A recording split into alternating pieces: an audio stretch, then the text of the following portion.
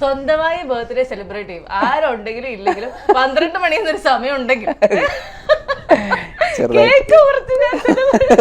പണ്ട് മുതല് കേക്ക് അല്ല, ബർത്ത്ഡേ ഒക്കെ നമുക്ക് ചെറുപ്പം മുതല് വീട്ടിലൊക്കെ ഭയങ്കരമായിട്ട് ആഘോഷിക്കും. അന്ന് രാവിലെ വീട്ടില് കേക്ക് കട്ട് ചെയ്ത് അപ്പുറത്തെ വീട്ടിലൊക്കെ കേക്കുമായിട്ടൊക്കെ കൊണ്ടു ചെല്ലും, മിഠായി ഒക്കെ കൊടുക്കും. അതൊക്കെ പണ്ട് മുതലേ ഉള്ളതാ. പിറന്നാളൊക്കെ നമുക്ക് ആദ്യം മുതലേ ഭയങ്കര സെലിബ്രേറ്റ് ചെയ്യുന്ന കാര്യമാണ്. അല്ലെ അന്ന് പറഞ്ഞ സത്യമാണോ? അതായത് തന്നെത്താനെ പോയി അങ്ങ് കേക്ക് മുറിച്ചോ?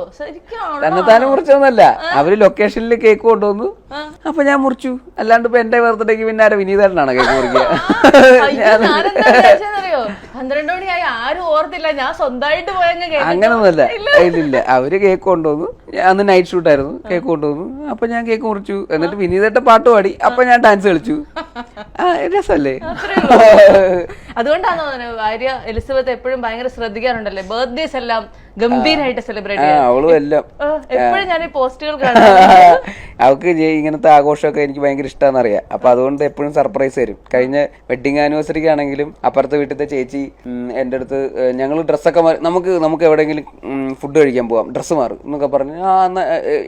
വൈഫ് പറഞ്ഞു. അപ്പൊ ഞാൻ ശരി ഡ്രസ്സൊക്കെ മാറി ഇങ്ങനെ ഇറങ്ങുമ്പോഴാണ് അപ്പുറത്തെ വീട്ടിലത്തെ ചേച്ചി വിളിച്ചിട്ട്, അതെ ഈ ആ ലാഡർ ഒന്ന് എടുത്തോണ്ട് വരാമോ, ഞങ്ങളുടെ അവിടുത്തെ ആ ചെടി മേലോട്ടൊന്ന് കയറി പോകുന്നില്ല, അതൊന്ന് സെറ്റാക്കി തരണം. അപ്പൊ ഞാൻ എന്തിനാ എന്നെ വിളിക്കുന്ന, എന്തെങ്കിലും ആട്ടെ ഞാൻ പോവാ എന്നൊക്കെ പറഞ്ഞ് ബോണിച്ചേട്ടൻ അവിടെ, ചേച്ചിയുടെ ഹസ്ബൻഡ്, പുള്ളി അകത്ത് എന്തോ ജോലിയില്ല, ജോലി തിരക്കില്ല. ആണോ, ഓക്കെ. അപ്പൊ ഞാൻ ലാഡറുമായിട്ട് അവരുടെ വീട്ടിലോട്ട് ചെല്ലുന്നു. വീട്ടിലോട്ട് ചെന്നിട്ട് ഞാൻ ഇങ്ങനെ നോക്കി, ഇത് ഇച്ചിരി പാടായിരിക്കും എന്നൊക്കെ പറഞ്ഞിട്ട്, അന്ന ബേസിൽ ആ ലാഡർ ഒന്ന് അകത്തോട്ട് വെച്ചോ എന്നും പറഞ്ഞിട്ട് ഞാൻ വാതിൽ തുറക്കുമ്പോൾ എല്ലാവരും ഉണ്ട് അതിൻ്റെ അകത്ത്. എന്നിട്ട് എല്ലാവരും കൂടെ ഒന്ന് ഭയങ്കര പാട്ട്, മറ്റേ ലൈറ്റൊക്കെ ഓഫ് ആക്കിയിട്ട് മറ്റേ സർപ്രൈസ് ഒക്കെ പറയണ പോലത്തെ. അത് ഇപ്പൊ ഇത് സ്ഥിരമായി. ഇപ്പൊ ആ വീട്ടിലോട്ട് കയറിച്ചപ്പോ എല്ലാ ദിവസവും സർപ്രൈസാ. മൂവി ഇൻഡസ്ട്രിയിലെ ക്ലോസ് ഫ്രണ്ട് ആരാണ്? ടൊവിനോ. ഡയറക്ടർ ഓർ ആക്ടർ ഏതാണ് കൂടുതൽ റിലാക്സിംഗ് ആയിട്ട് തോന്നുന്നത്? റിലാക്സിംഗ് ആണെങ്കിൽ ആക്ടിങ്. എലി എപ്പോഴും ഫൈറ്റ് ചെയ്യുന്ന ഒരു കാര്യം എന്താണ്? റൂമിൽ ഡ്രസ്സൊക്കെ അതിലേയും കൊണ്ടിടുക, സാധനങ്ങളൊക്കെ എടുത്ത് വെച്ചാൽ അവിടെ ഇവിടെയും കൊണ്ട് വെക്കാതിരിക്കുക. ഇല്ലാണെങ്കിൽ നേരെ ഓപ്പോസിറ്റാ. ഇത് കണ്ട അപ്പൊ OCD അടിക്കും, ഭയങ്കര OCD ഒക്കെ ഉണ്ട്. എന്റെ ബേസില് എന്നൊക്കെ പറഞ്ഞ് ഇന്ന് രാവിലെയും കൂടെ കഴിഞ്ഞ 4 വർഷമായി നിങ്ങൾ ഈ സന്തുഷ്ടകരമായ ദാമ്പത്യ ജീവിതം എങ്ങനെ മുന്നോട്ട് കൊണ്ടുപോകുന്നു? വളരെ പിന്നെ എപ്പോഴും ഉണ്ട്.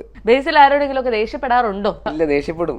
ഈ പറയണ ലൊക്കേഷനിലൊക്കെ അഭിനയിക്കുമ്പോ ഒന്നും കുഴപ്പമൊന്നുമില്ല. ഈ ഡയറക്ട് ചെയ്യുമ്പോ ഭയങ്കര നമുക്ക് ഇടയ്ക്കൊക്കെ കയ്യിന്ന് പോകും. പിന്നെ ഈ പറയണ പോലെ കുറെ ഭയങ്കര പാടാണല്ലോ. ഒരു ഇത്രയും ദിവസത്തിനുള്ളിൽ ഇത്രയും ബജറ്റിൽ ഇത്രയും സിനിമ ഷൂട്ട് ചെയ്ത് തീർക്കണം. അപ്പൊ അത് ഷൂട്ട് ചെയ്ത് തീർക്കണതിന്റെ ഭയങ്കരമായിട്ടുള്ള മെന്റൽ പ്രഷർ ഉണ്ട്. അതിന്റെ കൂട്ടത്തില് ഇപ്പൊ എന്തെങ്കിലുമൊക്കെ ആരെങ്കിലുമൊക്കെ അതിന്റെ ഇടയിൽ എന്തെങ്കിലും കാണിച്ചു കഴിയുമ്പോൾ നമ്മള്, പക്ഷെ നമ്മൾ കാണുന്ന വീഡിയോസ് നമുക്കിതൊന്നും അറിയില്ലല്ലോ. നമ്മൾ കാണുന്ന വീഡിയോ ബേസിൽ അവിടെ വളരെ എൻജോയ് ചെയ്ത് മറ്റേ പഴംപൊരി കഴിച്ചോണ്ടിരിക്കുന്നു, പാട്ട് പാടുന്നു, ഇതൊക്കെയാണ് ടൊവി അതൊക്കെ ഇടുന്നുള്ളൂ. അതുകൊണ്ടാ മറ്റേതൊക്കെ മറ്റേ ഏരിയ അവൻ ഷൂട്ട് ചെയ്യാത്തോണ്ടായിരിക്കും.